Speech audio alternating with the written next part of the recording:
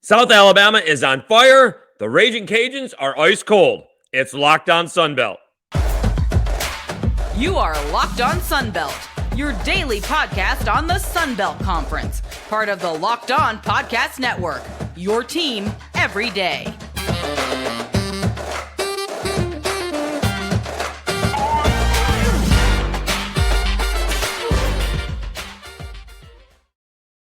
Welcome back to another edition of Locked On Sunbelt, your team every day. I am your affable host, Dave Schultz, and the South Alabama Jaguars continue to roll. They get another easy win, this one over ULM, while the Louisiana Ragin Cajuns continued to struggle as they are technically now actually in fourth place in the Sunbelt, and they are hanging on by a thread to get that double bye. Today's episode of a Locked On Sunbelt is brought to you by LinkedIn Jobs. With LinkedIn Jobs, you can hire qualified candidates more efficiently by matching open roles with people who have the skills, values, and experiences to help you achieve your goals in 2023. Post your job for free at linkedin.com/lockedoncollege. Terms and conditions apply.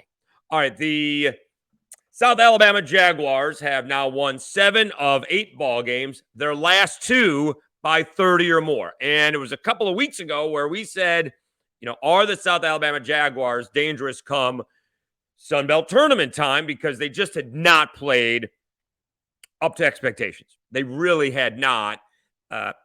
Numerous guys had not. I don't think Kevin Samuel, although he's a walking double-double, had played up to expectations. Greg Parham had a spurt in, early December and hadn't matched it since. And Jamar Franklin seemed to get off to a good start, the freshman, and then maybe hit a wall. Just could not do anything. And Owen White wasn't even shooting. Forget about scoring. He wasn't even shooting. Now, all of a sudden, all of that is coming together. They take down in a big way on Saturday,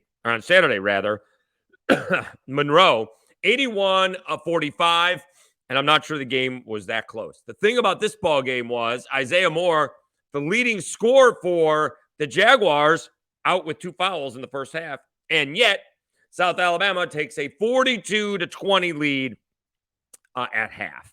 They could not miss from 3. Excuse me. So we've been talking in that, what did I say, 7 out of 8. In 6 of their 7 games, they had the lead for almost the whole time. Like 97 seconds was the time they did not have the lead, and most of that is the last minute against Troy. I think I was told all of it was against Troy in that ballgame. So they've led the whole way. This game against ULM, they did not. They were behind 8-4, caught in a little Mardi Gras traffic. And so I got a bug it. Something in my throat. Caught in a little Mardi Gras traffic, so I was just a little bit late. But still 8-4, and then 10-4, and then the game was over. And then they could not miss. They made 14 straight field goals. I have no idea if that's an NCAA record, but it certainly sounds like one to me. And 7 of them were threes. If you think they were all layups, they were not. They could not miss, and their best player was on the bench, or at least leading scorer, most likely best player. They could not miss. They go on a 38-7 run, and the ball game is over. Adam Sizemore, the former walk-on, now on scholarship, he actually came in at the 6-minute mark. And he gets taken out at the 30-second mark, so he gets a nice standing O if he decides not to come back. The Jaguars are on fire. They can beat anybody in the Sunbelt. It's one thing beating Monroe by 30, although Monroe's much better than that, although now they've lost 5 in a row.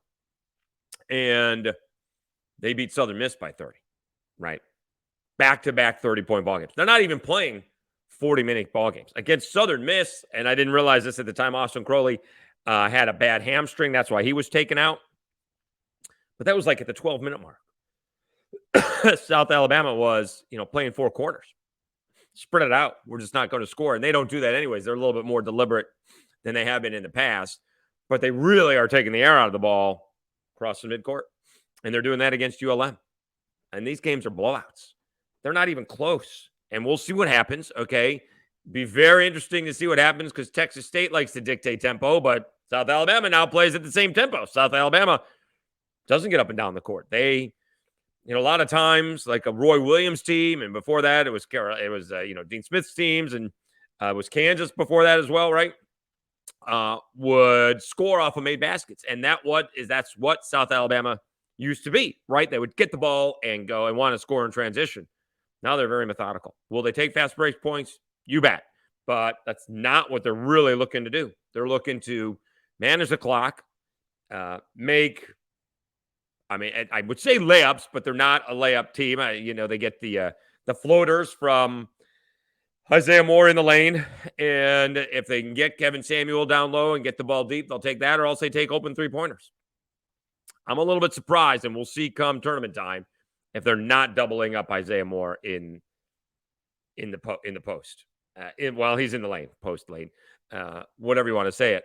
I would make Isaiah Moore get rid of the ball. I can't imagine that is all that secretive. It seems to be an obvious thing. I'm going to make someone else beat me, because whatever the case is, 9 times out of 10, the guy guarding him is bigger, and the guy helping is bigger, much bigger. And he's 6 foot, maybe, and yet he makes 53% of his shots because he's shooting from 3 feet away. It's crazy how he does that, and he's really good at it. And we'll see what happens tournament time. But the Jaguars are hot. They are going to be tough to beat. They get Texas State, and then they get Louisiana. And it'll be interesting to see what happens here, because Louisiana finishes 4th, regardless of how this plays out in the next week. If they finish 4th, I believe that's who South Alabama gets. If they finish 7th, all right? Right now, South Alabama is 7th in the Sun Belt. They would get the number 4 seed.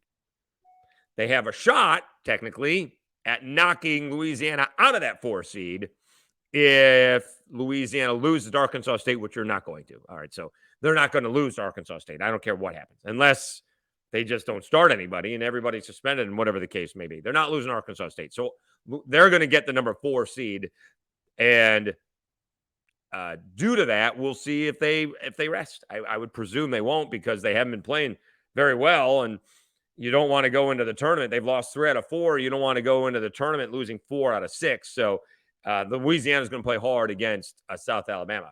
But South Alabama could be playing the Cajuns 2 out of 3 ball games if they get past that first round game, which, oddly enough, could be Texas State. Let's see. I think someone fell. Did Georgia Southern fall? Let's see what we got going here. Texas State right now is 10th. I'm sorry. Texas State is 11th. Monroe is a 10th. And that's a big spot because of the seedings and the double buys and the single buys. So you know what? We'll wait until the final segment to do that, to go over that here on Locked On Sunbelt. So stay tuned for that. But when we come back, let's talk a little Ragin Cajuns and what has gone on with what clearly looked to be the best team in the league, taking down Southern Miss, taking down Marshall, and now all of a sudden have lost 3 out of their last 4, and they haven't been all that close. They've kind of run out of gas, and free throws is a big part of it. All right, but for now, we'll do the Cajuns next. Let me tell you a little bit about LinkedIn. As a small business owner or hiring manager, you know that success in 2023 all depends on the team members you surround yourself with. That's why you have to check out LinkedIn Jobs. With LinkedIn Jobs, you can hire qualified candidates more efficiently by matching open roles with people who have the skills, values, and experiences to help you achieve your goals. LinkedIn Jobs helps you quickly attract qualified candidates to your open jobs with targeting tools. They identify the most qualified candidates on LinkedIn Jobs and connect them for fast and for free. LinkedIn Jobs makes it easy to screen and rate applicants based on your job applications, all on one platform. It's why small businesses rate LinkedIn Jobs number 1 in delivering quality hires versus leading competitors. LinkedIn Jobs helps you find the qualified candidates you want to talk to faster. Post your job for free at linkedin.com/lockedoncollege. That's linkedin.com/lockedoncollege to post your job for free. Terms and conditions apply.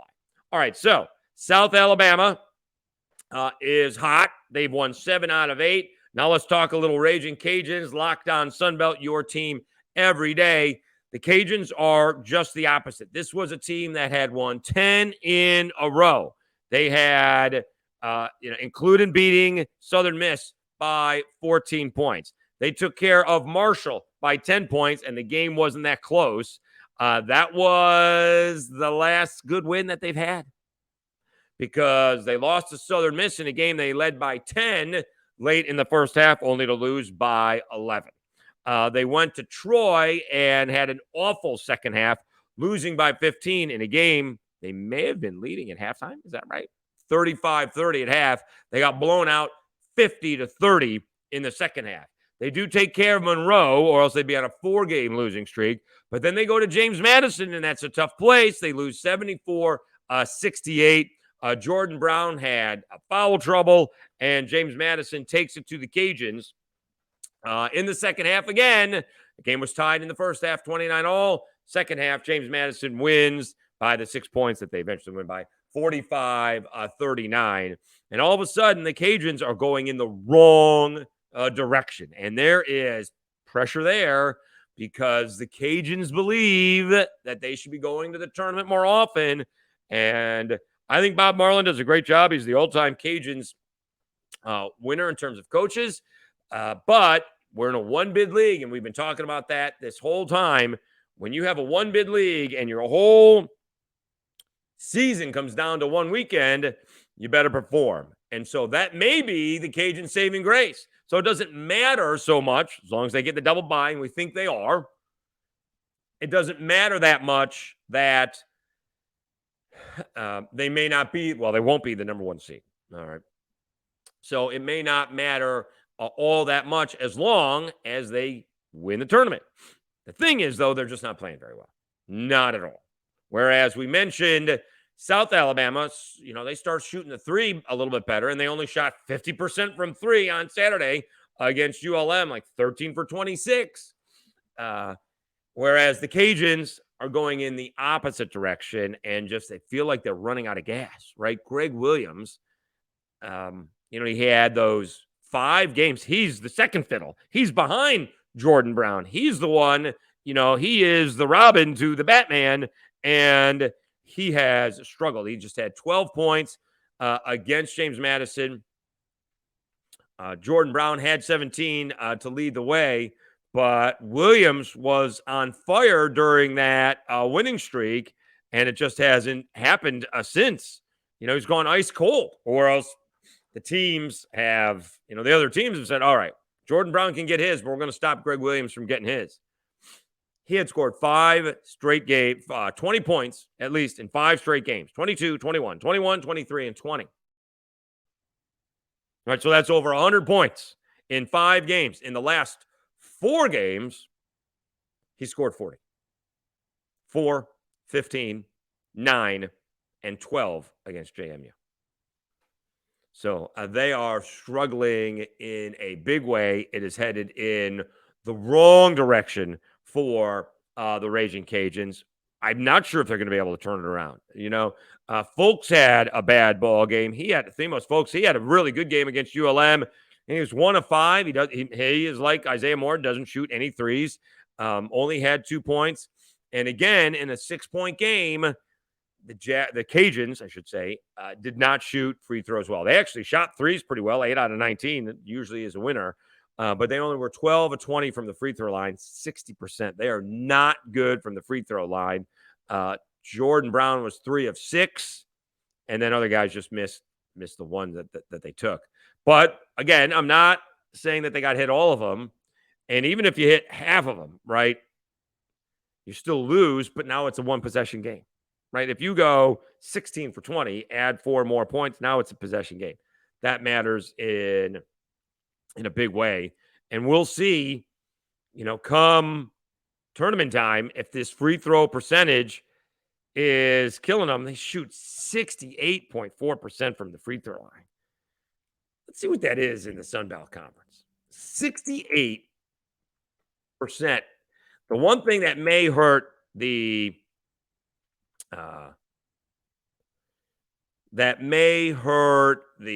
Jaguars is Kevin Samuel doesn't shoot free throws well at all. I mean, he's bad. There is no other way of putting it, right? He's hit 1 free throw since January 19th. And so he's one of the worst in the country, but he doesn't shoot a lot of free throws, which is very odd. You would think that, if he gets it down low, we're going to hack him. We're just going to foul him. We're not going to allow him to make a baby hook shot. Let's see here. Team stats. We got the wins. We got the losses. Let me see where we're shooting here. Free throws. Team shooting percentage. All right. Coastal Carolina leads the league 77%. Marshall is actually last at 67. We'll see if that matters. It's actually 68 if you round up. And the Cajuns overall at 68. So App State and Marshall are the same, 67.6. And the Cajuns are 68.4. South Alabama, middle of the road, 69.3, almost 70%. The thing is, oddly enough, Isaiah Moore is not that great at shooting free throws. Let me see what his percentage is, because he's just not. Actually he's shooting 71%. He's shooting better than the team. But Kevin Samuel does not shoot it very well. And, he's the main culprit there, that he does not shoot it. Very well at all. 13 of 56. He's shooting 23%. All right. But you would think Isaiah Moore would be a little bit better, but 70% isn't bad. That's not bad. It's not great, but it's not bad. And again, as I said, better than the team. Nonetheless, back to the Cajuns. They do have to turn it around. They have to turn it around, and they get Arkansas State to start that, but that could end up being, like playing ULM. And then they'll get South Alabama, and it'll be interesting to see on how South Alabama attempts to use that ball game, because again, it could be 2 games in 3 days for South Alabama and the Cajuns. It'll be very interesting, because the seedings could be set by the time the Jaguars and the Cajuns play on Friday. They do play this Friday. It's set up Wednesday, Friday this week, because the tournament starts on Tuesday. And you got to give the teams a little bit of time to get ready and to travel to Pensacola. All right, let's take a time out. We will check out the standings, and we'll go over potential seedings. You're going to have to bear with me to see how that's all going to play out, because I will screw it up. All right. Meanwhile, the Schultz weight loss project, body transformation, is continuing to go very well, actually, as I continue to lose weight, and a big part of that is with Built Bar. We did the Joe Kane 5K. That's the man who apparently invented Mardi Gras down here in Mobile, and shockingly, I broke the 30-minute mark. I never thought that would be the case. Woke up Saturday morning, not Sunday, but Saturday morning, around 207 pounds. That's almost 8 pounds down. So we're in good shape. And again, Built Bar is a big part of that, as I have been consuming those. We got the churro one. That's good too. I ended up with that one, so that's good too. Are you looking for a delicious treat but don't want all the fat and calories? Then you got to try Built. We just got through the holidays, and I know my goal is to eat a little bit healthier this year. And if you're like me and you want to eat healthier but don't want to compromise taste, then man, I've got the thing for you. You got to try Built. With Built, healthy is actually tasty. Seriously, they're so delicious, you won't think they're good for you. Perfect for a New Year's resolution. What makes Built bars so good? Well, for starters, they're covered in 100% real chocolate. That's right, real chocolate. And they come in unbelievable flavors like churro, peanut butter brownie, and coconut almond. I'm not sure how Built does it, but these bars taste like a candy bar while maintaining amazing macros. And what's even better is that they're healthy. Only 130 calories and 4 grams of sugar with a whopping 17 grams of protein. And now you don't need to wait around to get a box. For years, we've been talking about ordering your Built bars at Built.com. Now you can get them at your local Walmart or Sam's Club. That's right. Head to your nearest Walmart today. Walk to the pharmacy section and grab yourself a box of Built bars. You can pick up a 4-bar box of cookies and cream, double chocolate, or coconut puffs. And if you're close to a Sam's Club, run in and get a 13-bar box with our hit flavors, brownie batter, and churro, which is what Sam's Club has now for me. By the way, you can thank me later. These are really good, and they're been a big help to me because I do have a sweet tooth. That is my issue. I do have a sweet tooth. I will go get a candy bar. And though the calories are not a tremendous amount in the candy bar, they're much more than, it's got to be at least 50% more than what's in the Built bars. And I'm certainly not getting the protein when I'm eating a candy bar. So the Built bars helped, and we're continuing to do it. Well, hopefully, I don't know if we'll be able to get 3 more weeks left on this body transformation. We'll see if we can get down to 200 pounds. That'll be 15. That'll be 15 pounds in 2 months. That'll be pretty good. All right. Let's basically wrap it up. Let's check out the standings and excuse me, Dave Schultz on Locked On Sunbelt. Let's wrap up this this episode by going over the standings and the seedings.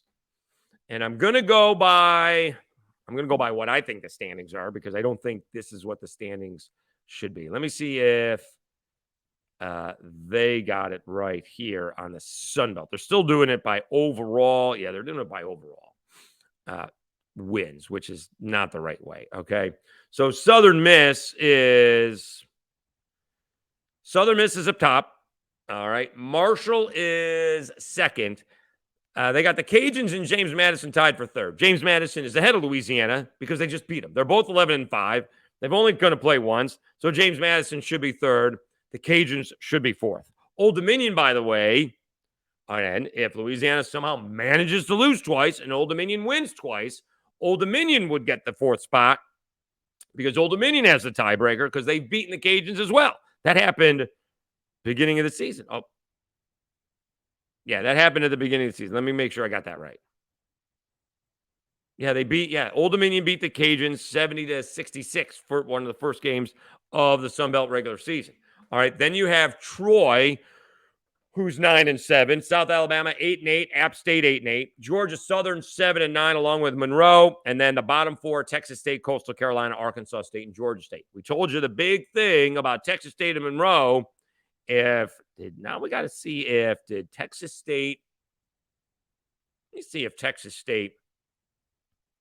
Did they sweep Monroe? Texas State. Let's see here. Monroe beat Texas State once and beat them twice. Okay, so Monroe has the tiebreaker with Texas State. That means Monroe's got to lose 2 more times, and Texas State has to win 2 more times. Otherwise, Monroe will get a bye. All right, Carolina's going to have to play opening day. Arkansas State's going to have to play opening day, and Georgia State's going to have to play opening day as well. All right, so what you do is you will have the Cajuns will play. They're the 4th seed. So I'm sorry. Take that back. Check that. Erase it. You will have Old Dominion as a 5 seed, and they will play, I believe, the winner of the 11-14 game. Let me make sure if that's correct. Let me make sure I got that correct. All right. So the 12-13 play seed, 11-14. All right. Then the 8-9 seed play, the 5 seed. So that is the one that's not getting the double bye. So they actually play, the winner of the 12-13 seed. All right. So right now we'll say, what did I say? Old Dominion would get the winner of Coastal Arkansas State, for example. That's 12-13. Then the 6 seed gets the winner of the 11-12 ball game. That's Texas State and Arkansas State, or Georgia State.